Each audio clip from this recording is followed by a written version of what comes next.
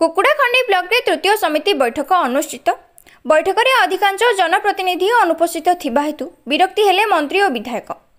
कुकुड़ाखंडी block रो तृतीय पंचायत समिति बैठक ब्लॉक कार्यालय परिसर रे थिबा सभागृह रे अनुष्ठित हो जायछि। पंचायत समिति उपाध्यक्ष तथा भारप्राप्त अध्यक्ष विष्णुप्रिया पात्र उपस्थित समस्त अतिथि एवं जनप्रतिनिधि को स्वागत जणाइथिले। बैठक में मुख्य अतिथि भावे खनि एवं इस्पात वाणिज्य एवं परिवहन मंत्री तथा गोपालपुर विधायक विभूतिभूषण जेना एवं स्थानीय विधायक डॉक्टर सिद्धांत महापात्र जोग देथिले। प्रारंभ में जगन्नाथ को पुष्प माल्यार्पण पर अकाल वियोग कर ब्लॉक अध्यक्ष स्वर्गत कामाख्या प्रसाद पात्र 1 मिनिट नीरव प्रार्थना करथिले। पर विभिन्न उन्नयनमूलक कार्य संपर्क में आलोचना आरंभ होइथिला। उपस्थित जनप्रतिनिधि निज निज अंचल में विभिन्न समस्या संपर्क में बैठक में उपस्थापन करने सह एहार जेपरी तुरंत समाधान हो पारिबो से दिगरे कार्य करने को उल्लेख करथिले। एही साधारण अधिवेशन में कृषि क्षेत्र निमंते अधिक गुरुत्व देबाकू श्री मंत्री बैठक में प्रश्न करथिले। तेणु एथिप्रति मध्य अधिक गुरुत्व देबाकू आलोचना करा जायथिला।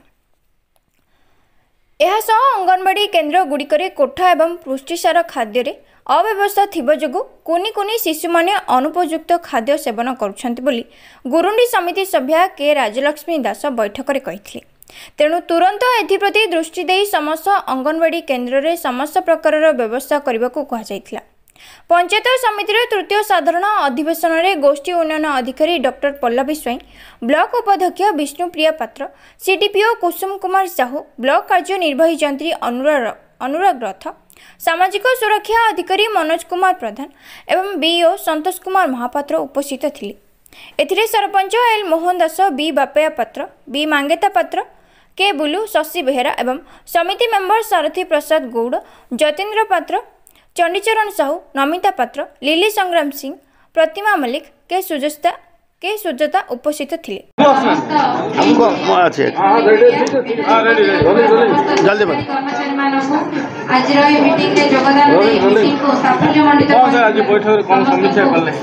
आज थिला कुकुड़ाखंडी ब्लॉक पंचायत समिति बैठक थिला। समिति बैठक दीर्घ दिन धरी है नथिला। प्राय 1.5 वर्ष पाखापाखि लोके आमर पीआरए मेंबर माने मध्य बड़ उत्सुकतार सहित थिले। मीटिंग है समस्त आछंती। आज भल मीटिंग है। अधिकारी माने तांकर रिपोर्ट देले एवं अधिकारी माने समस्त विषय मध्य पीआरए मेंबर आगे प्रकाश कले। आगो को जिमती समस्त प्रश्नर पीआरए मेंबर प्रश्नर उत्तर देवे एवं गाँव को जाइए ग्रीवांस करेंगे पंचायत जाइए एवं समस्त सरकार जो कार्यक्रम विकसित गाँ विकसित ओडिशा ये पुणी साकार हम सफल हम ताकू नहीं आज आलोचना तेणु आम समस्ते जोग देइथिलु। एभलिया कार्यक्रम आउ जमी समिति बैठक एते दिन गैप न हो ठीक नियम अनुसार हो एभलिया मध्य आग्रह रखिथिलु। ब्लॉक रे समिति मीटिंग अनुष्ठित होइछि।